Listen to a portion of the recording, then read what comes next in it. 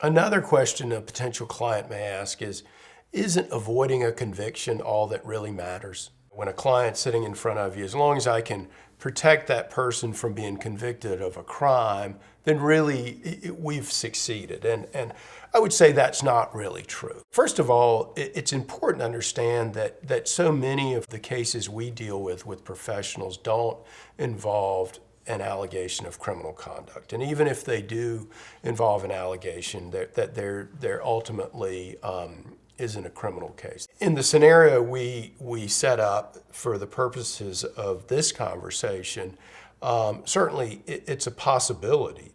We don't know yet in the beginning when this investigator calls this doctor exactly what the allegations are, but depending on who the investigator is, we may get some clues as to whether there's the potential for a criminal offense.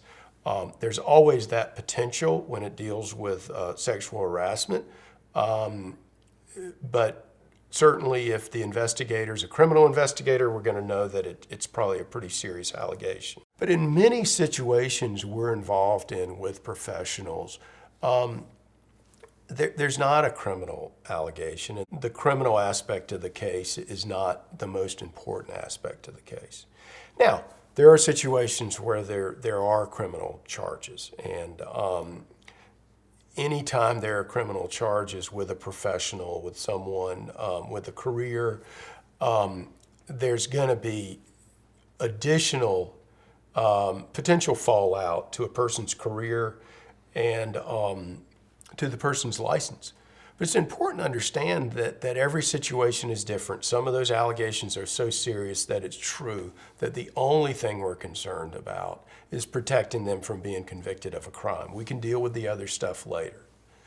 But there are situations where even in the face of a certain conviction, a person can restore their reputation, can continue with their career, and keep their job even.